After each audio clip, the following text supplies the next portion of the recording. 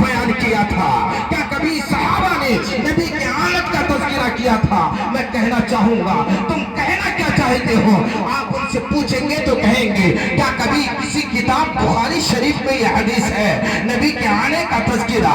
بخاری شریف میں ہے، مسلم شریف میں ہے، ترمذی میں ہے، تمام حدیثوں کی کتابیں آپ کے سامنے رکھ دیں گے۔ بتائیں نبی نے کبھی فرمایا؟ میں کہنا چاہوں گا یہ بتاؤ قرآن زیادہ معتبر ہے کہ حدیث؟ قرآن زیادہ معتبر ہے کہ بخاری؟ قرآن زیادہ معتبر ہے کہ مسلم؟ قرآن زیادہ معتبر ہے کہ ترمذی؟ تو کہنا پڑے گا ارے قرآن سے بڑھ کر بھی کیا کوئی کتاب ہے؟ قرآن سے بڑھ کر بھی کیا کوئی کتاب ہے؟ قرآن تو وہ کتاب ہے جس کی دوسری سورت کی پہلی آیت میں رب قدیر ارشاد فرماتا ذالک الکتاب لا ریب فیہ، یہ وہ کتاب ہے جس میں شک و شبہ کی کوئی گنجائش نہیں۔ اسی کتاب میں تو رب کعبہ اپنے نبی کے، اپنے محبوب کے آمد کا تذکرہ فرماتا ہے۔ کہیں فرماتا قد جاءکم رسولنا یبین لکم کثیرا مما کنتم تخفون من الکتاب ویعفو عن کثیر قد جاءکم من اللہ نور وکتاب مبین۔ کہیں ارشاد فرماتا ہے هو الذی ارسل رسولہ بالہدی، کہیں ارشاد فرماتا ہے لقد من اللہ علی المؤمنین اذ بعث فیہم رسولا، کہیں ارشاد فرماتا ہے وَإِذْ أَخَذَ اللَّهُ مِيثَاقَ النَّبِيِّينَ لَمَا آتَيْتُكُم مِّن كِتَابٍ وَحِكْمَةٍ ثُمَّ جَاءَكُمْ رَسُولٌ مُصَدِّقٌ لِّمَا مَعَكُمْ لَتُؤْمِنُنَّ بِهِ وَلَتَنصُرُنَّهُ۔ تم قرآن کی کس آیتوں کو جھٹلاؤ گے؟ تم قرآن کی کس آیت کو جھٹلاؤ گے؟ جھٹلا نہیں سکتے۔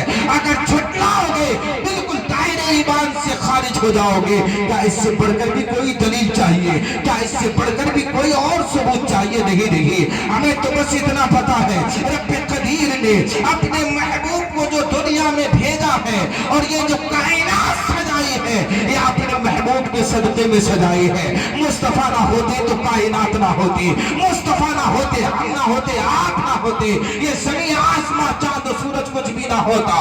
یہ دنیا کی جتنی بھی چیزیں ہیں وہ مصطفیٰ کریم علیہ الصلوۃ والتسلیم کا صدقہ ہے۔ وہ جو نہ تھے تو کچھ نہ تھا، وہ جو نہ ہو تو کچھ نہ ہو، جان ہے وہ جہان کی، جان ہے تو جہان ہے، مصطفیٰ ہے تو یہ کائنات ہے۔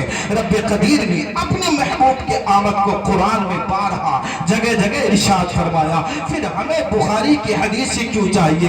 پھر ہمیں مسلم ہی کی حدیث کیوں چاہیے؟ پھر ہمیں ترمذی ہی کی حدیث کیوں چاہیے؟ ارے کیا قرآن سے پڑھ کر بھی کوئی کتاب ہے؟ ایک کافر سے بھی پوچھو تو کہے گا ہم تو تمہارے قرآن کو جانتے ہیں، لیکن یہ ملا جی ہیں تو قرآن کو نہیں حدیث چاہتے ہیں کہ کیا حدیث میں کہی ہے؟ ہاں حدیث میں بھی ہے۔ مصطفیٰ نے اپنی آمد کو بیان فرمایا۔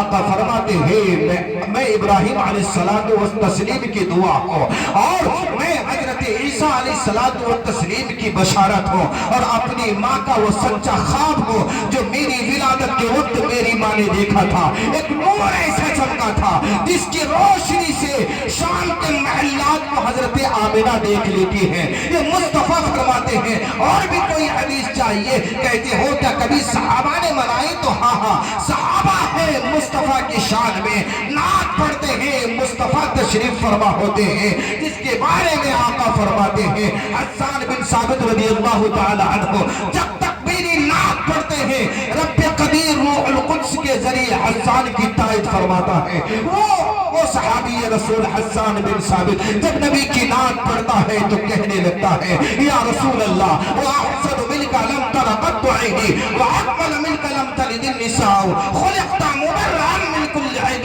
كَأَنَّكَ قَدْ خُلِقْتَ كَمَا تَشَاءُ۔ یا رسول اللہ میری آنکھوں نے آپ جیسا حسین و جمیل آج تک کسی کو دیکھا ہی نہیں اور نہ ہی آج تک کسی ماں نے آپ کی طرح کامل و اکمل بچہ ہی جنا ہے۔ رب کعبہ نے آپ کو آپ کی مرضی کے مطابق پیدا فرمایا ہے۔